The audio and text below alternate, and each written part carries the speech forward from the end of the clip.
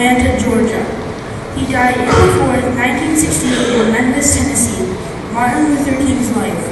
He grew up in the South where black people were still treated unfairly and often segregated from white people. He went to college and became a Baptist minister, and he married Coretta Scott and had 4 children. He spread the message of equal rights for all people, especially African Americans, women, and veterans. He led nonviolent marches, boycotts, and peaceful protests against segregation across the South. Jr.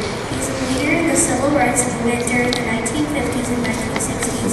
He's spokesman for Montgomery bus boycott after Rosa Parks was arrested for not giving up her seat. He helped organize and led a huge march for jobs and freedom, known as the March on Washington. He gave speeches promoting equality, the most being I Have a Dream speech. He won the Nobel Peace Prize in 1964 for his nonviolent leadership. Martin Luther King movie? Thanks, Sarah. The Reverend Dr. Martin Luther King Jr. was the most important leader of the American Civil Rights Movement. This is at a local church. King attended religious colleges in Philadelphia and Boston. He was inspired by Northern society's more liberal views of race.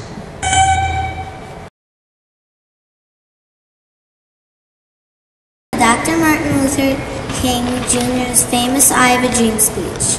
He gave this speech from the steps of the Lincoln Memorial on August 28, 1963 during a political rally called the March on Washington.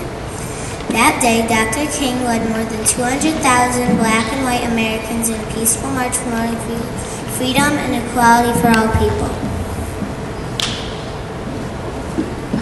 I am happy to join with you today in what will go down in history as the greatest demonstration for freedom in the history of our nation.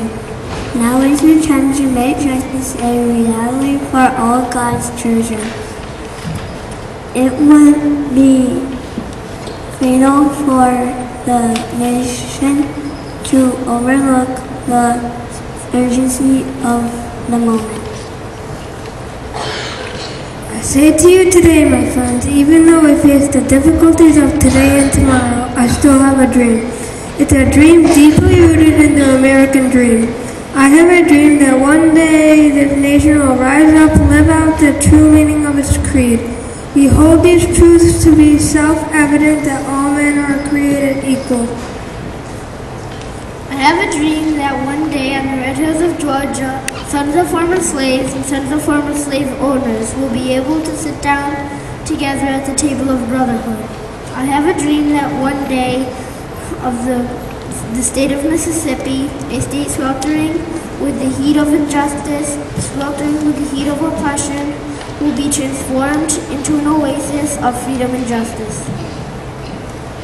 I have a dream that my 4 children will one day live in a nation where they will not be judged by the color of their skin, but by the content of their character. I have a dream. I have a dream that one day in Alabama, with its vicious racists, with its governor having his lips dripping with the words of inquisition and nullification, one day right there in Alabama, little black boys and black girls will be able to join hands with little white boys and white girls as sisters and brothers. I have a dream today. I have a dream that one day every valley shall be exalted. Every hill and mountain shall be made low.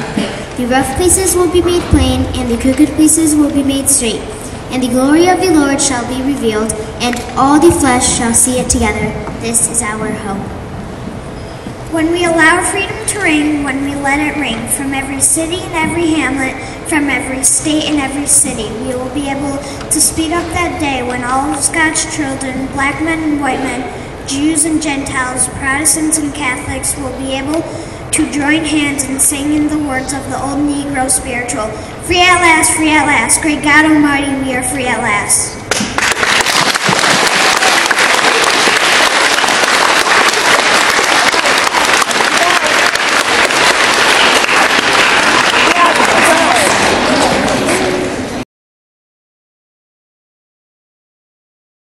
Slides of this presentation. There are 2 very special places in our country that honor Dr. Martin Luther King Jr. year-round. The first is a National Historic Site in Atlanta, Georgia, where Dr. King was born, lived much of his life, went to church, and was even laid to rest when he died. About 1 million visitors tour this historic area each year.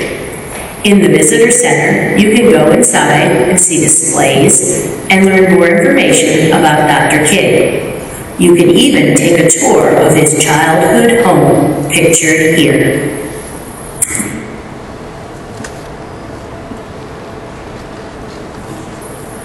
Another stop you can make is at the Ebenezer Baptist Church, where his family attended and Dr. King was later the minister of. The last building is the King Center, which was established by Dr. King's wife, Coretta Scott, in 1968. It is like a museum and holds many more historical documents, pictures, and artwork. Although the pictures I am showing you are new, I was lucky enough to tour this area myself about 25 years ago.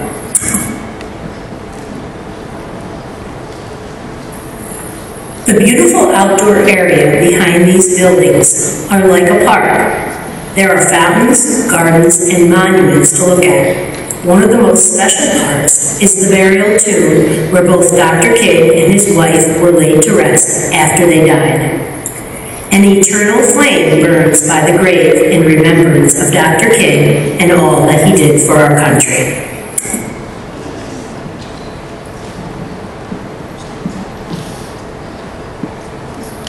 The second place that you can visit to honor Dr. Martin Luther King Jr. is part of the National Park System in Washington, D.C. In 2011, this memorial was built to recognize Dr. King and the important role he played in the civil rights movement, helping all citizens gain equality. At the memorial, you walk through what looks like two huge rocks, referred to in Dr. King's I Had a Dream speech as the Mountain of Despair.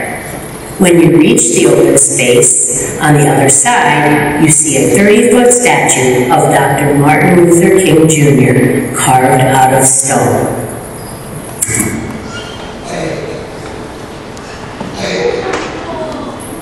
On the sides of the statue are some of the words from Dr. King's famous I Had a Dream speech.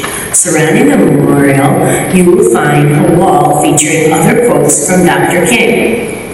One interesting fact I discovered while making this presentation is that the official address of this memorial is 1964 Independence Avenue in Washington, D.C. This is in honor of the Civil Rights Act that became law in, you guessed it, 1964.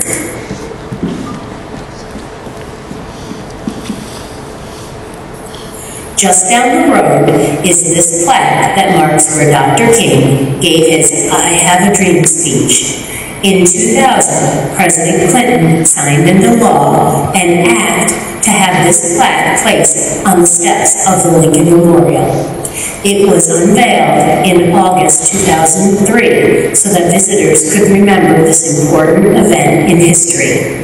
If you make a trip to Washington, D.C., be sure to check out this stop.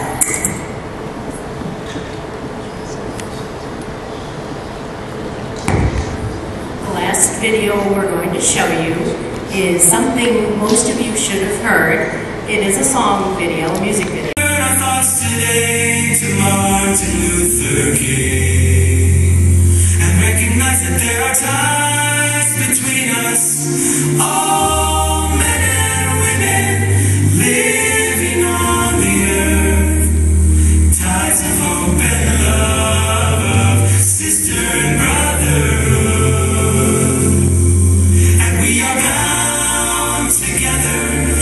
Desire to see the world become a place in which our children can grow free and strong.